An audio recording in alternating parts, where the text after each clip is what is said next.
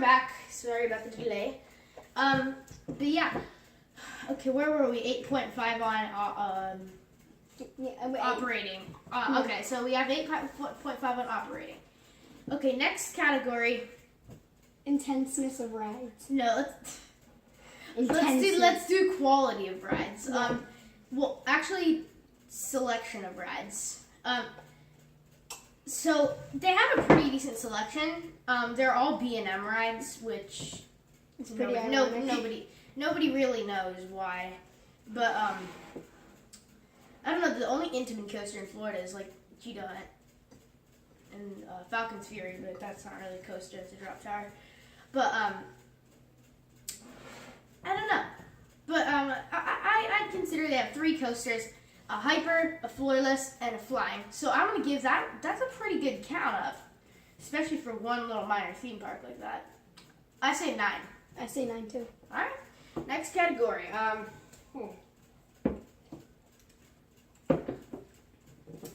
Next category. Cleanliness.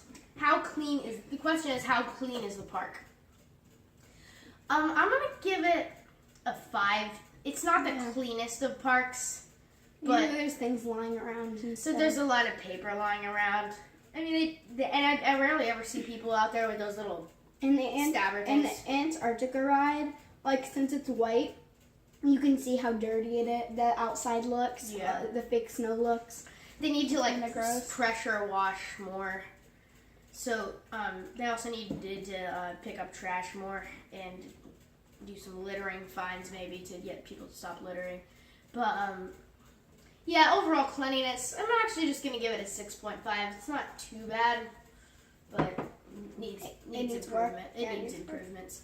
The next category is the theming, and the theming of this park is really good. I'm gonna say an 8. Probably a 9 actually.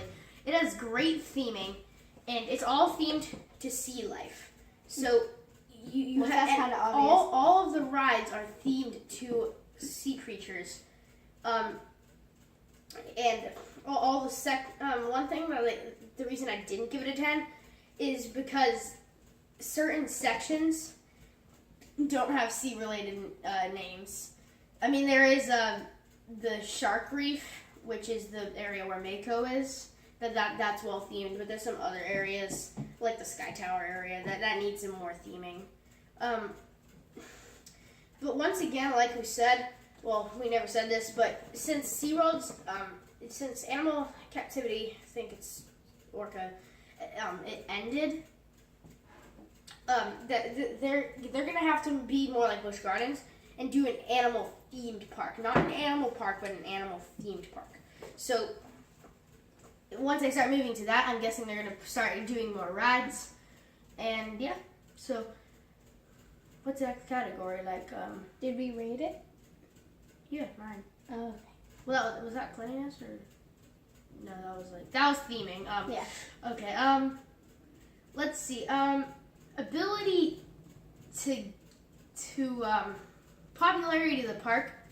I think SeaWorld's probably the most underrated park in the Orlando area besides Busch Gardens, but that's in Tampa. Because it's just one of those parks. It's just like, oh yeah, SeaWorld. There isn't too much. Because all the tourists are looking for like the new 4D rides and stuff like that, which are featured at Universal and Disney, and also the really themed parks. Disney. I mean, I'm not saying Universal's bad. It's actually it's a really good park.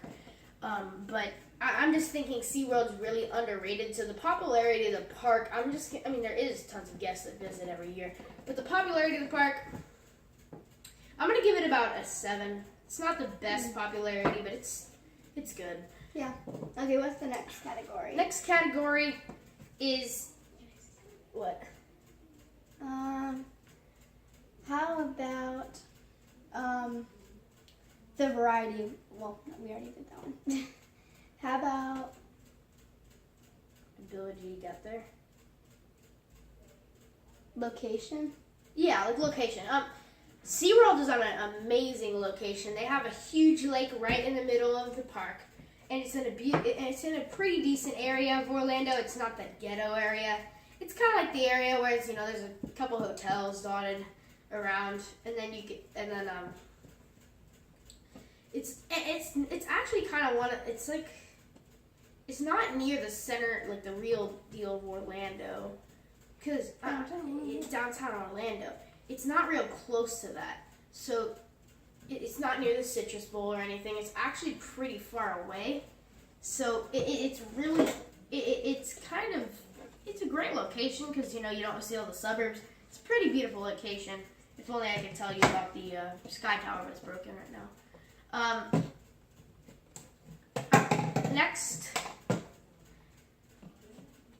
Next category is safety of the park. I'm gonna give this.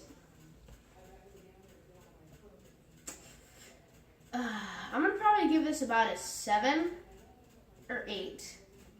Well, Sky Tower, as you may know, broke down just recently, and tons of riders were stranded up 200 feet in the air. Thank God it wasn't 400, and it was hard getting them down. So, but their checks on safety, and the park is really gated up, and the safety of the safety checks for like harnesses and stuff like that. They do it. The attendants do it really fast, which kind of makes me feel uncomfortable. Because my first time riding it, all the attendant did was just push down really quickly, and then just like slap my my seatbelt. It kind of made me nervous because usually what the attendant do is they'll push it down as far as you can until they feel a click or something like that to make sure it's not too loose on you. But all they did was like pull up and then just got the seatbelt. So yeah, 7.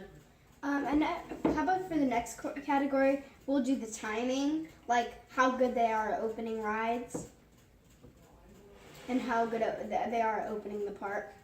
Well, you mean like that's kind of more operations. So another operations category. I think the operations within opening, closing the park are pretty good. They open the park pretty fast. And one thing I'm really happy about is there was this one day there was like a tour group or something like that. I think it was like a summer camp or something like that. There was gotta be hundreds of people in it. They were all in the one line to get into the park, and we like got in line, and someone came over and asked us, "Hey, are you guys annual pass holders?" And we're like, "Yeah, you guys can go through here." So we got in front of all of them. We're like, "Thank God," because that would have been probably hours until we got into the park. So the park, and that was another one of the days where we would have gotten an hour in early. The park would have been officially open by the time we got in. So, yeah. So, yeah, operation 7. Well, opening and closing operations. All right. Now here's the this is our opinion on the park itself. So this is what we think overall. This isn't calculated by math or something or average or anything. This is just our overall thought of the park. How our opinion on how the park is, how good it is, how good it is, and how we think that it will move on in the future. So I'm gonna rate SeaWorld. I'm gonna give it an 8. It's a nice family park. They do have some good throw coasters. I do think that they should add a coaster that's kind of in the middle, like a kid. Because say there's a kid, he's kind of starting out roller coasters. He's too big for Shamu Express, but not ready to step up to Kraken or Mako or Manta. So there needs to be a coaster that's right in the middle, kind of like Cobra's Curse almost, maybe like kind of that level of thrill that just opened at Busch Gardens. So yeah, or Backlot Stunt Coaster, or something like Backlot, where it's kind of an age range of maybe like about age would be like for around 7, 8, 8, 9, 10 ish. But yeah, my overall rating. So I haven't given my rate yet. My rating. Yeah, you said 8. No, I said 9. Yeah, okay. My rating of the park is 9. It's a great park. They have tons of options in what you can do. It's a really fun park. They have nice shows and entertainment. And it's just one of those parks Then be an annual pass too. You're not going to be bored when it expires. Well, you're not going to be happy when it expires, but you're not going to be sad. It's kind of like that feeling sort of, I had a good time, but you know, it's not the best of parks. It's not like your freaking pass to Carowinds expired. But the Cedar Point. But yeah, thanks. What's your? My rating has to be a 9.5 because I think it's a really great park. And the first time I went on Manta and Kraken, I was blown away by the rides. I loved them, and Kraken's my favorite ride out of all time. Even out of all the rides I went on at Carowinds.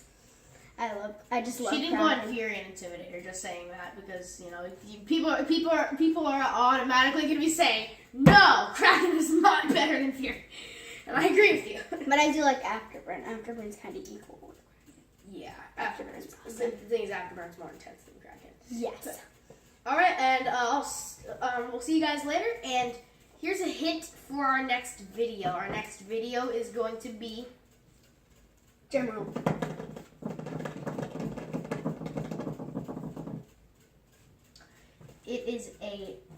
It's going to be predictions for what SeaWorld could be doing in the future. So we're going to predict what SeaWorld could be doing, what we think they should be doing, and all that good stuff. Anyways, see you guys later.